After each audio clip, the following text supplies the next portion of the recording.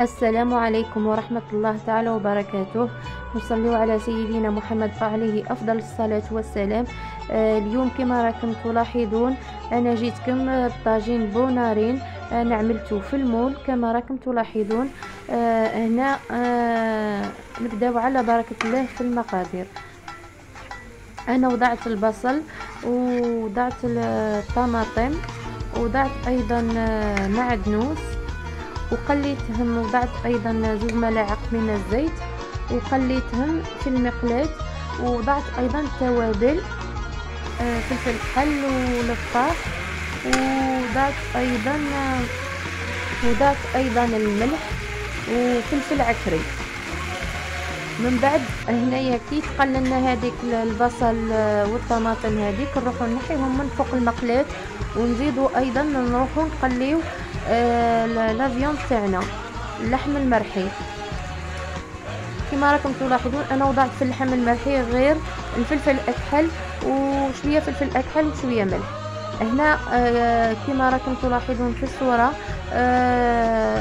حكمت 2 صدور تاع الدجاج، غسلتهم مليح بالخل والملح وصفيتهم بالماء، من بعد خليتهم يقدروا، من بعد حطيتهم في كاسرونه فيها الماء، فيها شويه ماء، انا هذه ما صورتهاش معاكم، فيها شويه ماء وشويه فلفل كحل وسنينه تاع الثوم، ونخليوهم يغلاو مليح. كي طيب لي هذيك الصدور تاع الدجاج اللي حطت لي وضعت، نروح نحيها من فوق النار ونخلي فيها شويه صوص خاطر نحتاجها من بعد باش نوضعها مع هذا الخليط اللي هو في الصوره. ومن بعد نفتتها الى فتات كما راكم تشوفوا صغيره، الى قطع صغيره عفوا. من بعد نخلط الكيفيه الاولى اللي هي البصل والطماطم مع هذيك الصدور تاع الدجاج. من بعد نروح نجيب المول تاعي كما راكم تلاحظون هنا، نوضع له الزبده باش ما يتلاصقش معنا، نوضع له شويه زبده. من بعد هنايا نجيب 6 عظمات، 6 بيض، نخلطهم مليح ونزيد نضيفهم لهذا الخليط تاع الدجاج والبصل اللي كنا عملناه من قبيل.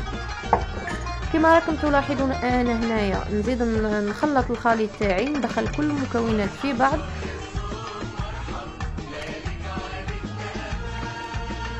هنا كما راكم تلاحظون انا اضفت زيتون مقطع، قطعته الى قطع صغيره وضفته على هذا الخليط.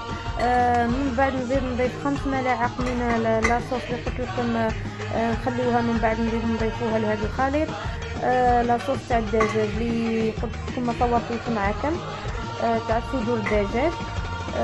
من بعد هنايا نجيب مول نوضع فيه الزبده باش ما يتلصقناش، نوضع الطبقه الاولى من هذا الخليط ونزيد نوضع الطبقه الثانيه من اللحم المفروم كما راكم تلاحظون هنا في الصوره، ونزيد نوضع ايضا من فوق الفرماج، سواء تحبوه تاع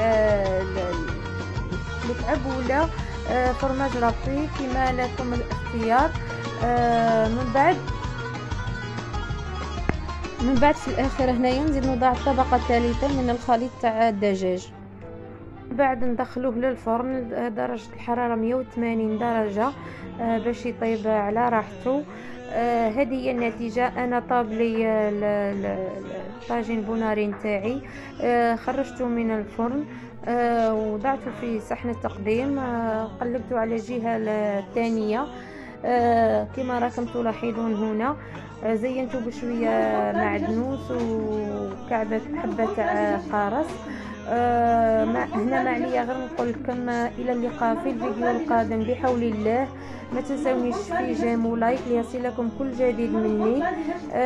انا نقول لكم جربوا هذه الوصفه، راهي سهله وسريعه. نقول لكم الى اللقاء، سلام.